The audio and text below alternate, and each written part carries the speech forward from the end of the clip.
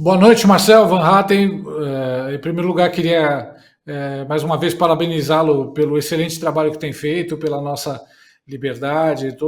Eu tenho acompanhado bem de perto essa luta, essa briga dos nossos parlamentares e realmente é muito difícil, né? A pergunta que eu queria fazer é em relação a essa normalização dessa situação. Porque todo mundo está vendo que é um absurdo, todo mundo está vendo que liberdades estão sendo tiradas, a gente está vendo que a Constituição está sendo desobedecida dia após dia, né? As leis estão sendo criadas ao sabor da vontade de alguns dos togados, né? Não tem nada a ver com lei, não tem nada a ver com a Constituição, eles estão, né, invadindo, inclusive, as atribuições do Congresso. Então, o que nós temos visto é um Congresso que está sendo cada vez mais enfraquecido, tendo a sua força minada. Quando não minada, a gente vê alguns parlamentares sendo praticamente comprados, porque é isso que acontece com as emendas PIX, né? Até uma observação que eu acho que é bem perspicaz. Alguém disse um dia que o Lula ele não consegue governar sem comprar o Congresso. Antes era um mensalão e agora nós estamos vendo isso, né? Agora é a primeira vez em que o Lula está governando com uma oposição de verdade, uma oposição forte, uma oposição numerosa, né? Com parlamentares envolvidos, engajados, né? E ele governa agora com as emendas PIX, né? Ele praticamente compra uma parte do Congresso. Então, quais as perspectivas que você vê, que o senhor vê, do futuro dessa luta pela liberdade, da libertação do Brasil, tendo, por um lado, uma parte do Congresso comprada. Por outro lado, outra parte do Congresso concordando, né, é o pessoal de esquerda, concordando não só com os abusos do judiciário, mas também concordando com a perda do próprio poder. A gente vê o Lindbergh Farias, né, reclamando naquela reunião da CCJ sobre a perda de poderes do STF, que o STF não iria aceitar isso. Quer dizer, é estranho ver um parlamentar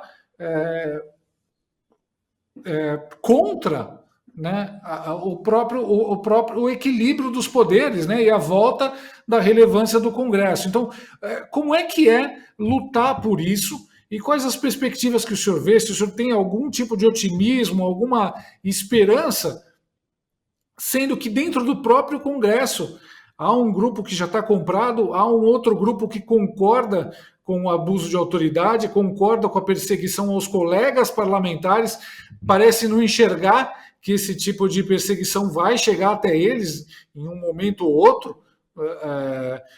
Como é que o senhor lida com isso, com essa normalização?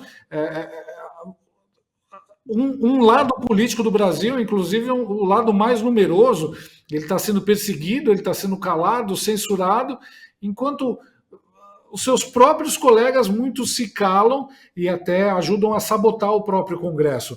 Há alguma esperança ao ver esse cenário terrível, né, que não é só o executivo e o judiciário que estão minando a democracia no Brasil, mas também os próprios colegas do legislativo, isso sem falar nem no Pacheco, né, no presidente do Senado, que também engaveta tudo e não mexe nada, nem um dedo. Como é que o senhor vê isso? Quais as perspectivas que o senhor vê para a gente ultrapassar essa fase terrível? Olha, Luiz, bom, primeiro, satisfação estar falando contigo, parabéns aí, teu trabalho tem repercutido muito. E é muito importante também para ajudar a chegar nas pessoas de uma forma diferente, né? Porque a gente tenta, cada um tenta da sua forma, e acho importante a gente estourar a bolha, né? Isso é uma das coisas fundamentais para melhorar a cultura política do cidadão. Nós temos aí e não é só na questão do legislativo, nós temos uma cultura muito autoritária e muito de curto prazo no Brasil. Nós não temos tanto cultura democrática de base, como a gente vê em tantos outros países, como nos Estados Unidos mesmo, né, onde estão o Constantino, o Macomb, né, onde, enfim, existe muito mais aquela cultura da associação de bairro, dos conselhos municipais, assim por diante. Então, nós estamos muito acostumados como povo, né, a seguir ordens, e isso é muito ruim, porque a Constituição ou a lei, qualquer uma das duas, mas principalmente a Constituição, ela justamente existe para que o governo seja de leis e não de homens, né? Seja daquilo que está escrito depois de uma convenção de indivíduos, né, que decidem, ó, até aqui você pode ir, a partir daqui virou crime, virou um excesso, né? E aí eu volto à observação que o Constantino fez, que você complementou, sobre o fato de que o artigo 53 já vem sendo abusado há muito tempo. Isso é verdade. Eu defendo a liberdade irrestrita do parlamentar. Ele precisa ter imunidade para falar não só na tribuna ou só dentro do Congresso, mas em qualquer lugar, nas redes sociais, onde quiser, até porque o parlamentar, ele não trabalha só em Brasília, ele representa uma população, por exemplo, no seu estado ou em município e região. Agora, a liberdade, dizia Hayek, né? Ela não se perde uma vez, ela vai se sendo perdida, assim como se fatia um salame, né, pouco a pouco. E agora, nesse caso que me atinge, chegou-se no fim da linha, eu diria. Esse é o último ponto da liberdade e imunidade parlamentar. Se passar desta linha, né, dentro da Câmara, usando a tribuna parlamentar, um juiz entende que eu não tenho imunidade para fazer a denúncia que eu quiser, aí é o fim da linha da democracia, da Constituição. Não tem outra coisa mais que eles possam fazer contra os parlamentares sob o ponto de vista do fechamento mesmo efetivo do Congresso Nacional. É muito grave isso, é muito grave. E, de novo, eu não estou diminuindo a importância das agressões anteriores. É um absurdo nós continuarmos tendo um Daniel Silveira preso por palavras ditas num vídeo, por um processo absolutamente errado, kafkiano, ilegal, inconstitucional. É um absurdo nós vemos o Nicolas Ferreira agora sofrendo uma investigação também, porque ele falou nos Estados Unidos, chamou o Lula de ladrão num evento da ONU, também em missão oficial, ou seja, protegido sob o manto da imunidade parlamentar, e mesmo que não estivesse em missão oficial, na minha opinião, ele poderia dizer. Agora, quando chega ao ponto de na tribuna o deputado não está mais protegido, acabou. Por que existe tribuna? Para que nós elegemos deputados para Brasília? É só para fazer negociata? É só para fazer esse tipo, que aliás eu jamais vou entrar em negociata, mas é o que infelizmente muitos fazem, para dar apoio para o governo? E aí entra essa discussão toda que você está fazendo, né, sobre como a gente fica com isso no parlamento. É difícil.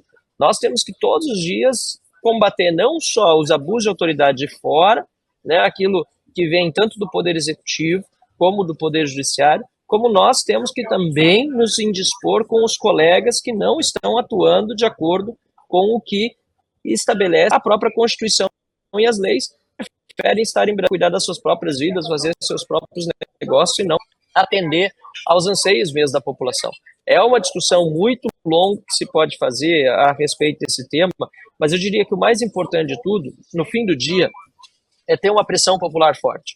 E aí que programas como 4x4 são fundamentais, essa discussão pública que você faz nas suas redes, que o Constantino faz, que o Lacombe faz, nós não podemos parar de falar, porque à medida que nós vamos falando, ainda que no curto prazo às vezes seja difícil mudar as coisas, vai se criando uma consciência coletiva de que isso que está acontecendo em Brasília é errado, e a pressão vai se avolumando até chegar o momento, principalmente próximo à eleição, que deputados e senadores, buscando a sua reeleição, mesmo aqueles que fazem política da forma errada, pensem o seguinte: se eu não mudar a minha forma de agir, eu não vou mais poder ser eleito, e quero continuar agarrado ao mandato, e eu preciso obedecer o que o povo quer. Então, não adianta, nós precisamos continuar na batalha cultural.